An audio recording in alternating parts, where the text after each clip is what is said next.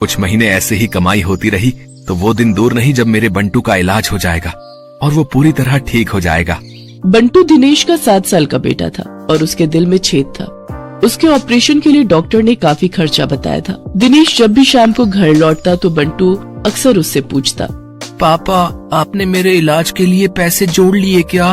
अब कुछ ही महीनों की बात है बेटा, मैं जल्दी ही तेरे इलाज के लिए पैसे जोड़ लूंगा। ऊपर वाले की दुआ से अपना पेप्सी पानी पूरी का धंधा बहुत अच्छा चल रहा है। सच्ची पापा? फिर तो मैं भी आपके साथ खेल सकूंगा, दौड़ूंगा, भागूंगा और आप देखना फिर तो रेस में मैं ही फर्स्ट आऊंगा। दिनेश की बीवी संध्या जब भी अपने बेटे को ये कहते सुनती तो वो कहती, तू बिल्कुल भी परेशान मत हो बंटू, मैं रोज मंदिर जाकर तेरे ठीक होने के लिए भगवान से प्रार्थना करती हूँ। तू देखना भगवान तुझे बहुत जल्द ठीक कर देंगे। एक दिन दिनेश के ठेले पर हीरू नाम का अधेड़ उम्र का आदमी उसकी पानी पूरी चखने आता है। वो नशे में होता है, तभी उसकी नजर दिनेश के गल्ले पर जाती है। किसी ने ठीक ही कहा था इसके बारे में, इसका गल्ला तो लबालब नोटों से भरा हुआ है भाई। हीरू एक ठग, शराबी और जुआरी किस्म का आदमी था। उसका काम ही लोगों को ये सब बुरी लत लगाना था। दिनेश के भरे गल्ले को देखने के बाद हीरू उससे कहता है, अरे सुना है कि तेरे बेटे को कोई बड़ी बीमारी अभी है और उसके इलाज के लिए तुझे लाखों चाहिए? हाँ भाई सही सुना है, मुझे मेरे बेटे के इलाज के लिए कई सारे पैसों की जरूरत है। तो तुझे क्या लगता है इस ठेले से तू लाखों रुपए कम समय में कमा पाएगा? इसके लिए तो तुझे कई साल लग जाएंगे। हाँ लेकिन इसके अलावा मैं और कर भी क्या सकता हूँ भाई? देख इसमें मैं तेरी मदद कर सकता हूँ। अगर तुझे हफ्ते भर में ही 5 लाख रुपए कमाने हो तो मुझे आकर मिल लेना। ये रहा मेरा पता, ठीक है ना? अच्छा अब मैं चलता हूँ, ठीक है भाई? आखिर ऐसा कौन सा रास्ता है इसके पास जो ये मुझे एक हफ्ते में इतने पैसे कमा कर दे देगा? खैर मुझे क्या, मुझे तो बस अपने बेटे के इलाज के लिए पैसे से मतलब है।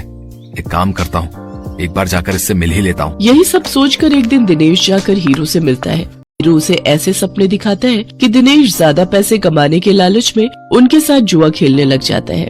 कल मैंने 1000 रुपए लगाकर 2000 कमाए थे। ऐसा करता हूँ आज ठेले की सारी कमाई ही लगा देता हूँ, एक दिन में डबल कमाई हो जाएगी। धीरे धीरे दिनेश को जुए के साथ साथ शराब की लत भी लग जाती है। शराब की लत उसे ऐसी लगती है कि उसका अपने काम में मन ही नहीं लगता और वो ठेले पर खड़ा होकर भी शराब के नशे में डोलता रहता है। भैया एक प्लेट लगाना तो। अरे लगता है इस आदमी ने तो शराब पी रखी है। चलो चलो हमें नहीं खानी इसकी पानी पूरी, चलो दूसरी वाली पानी पूरी खाने चलते हैं।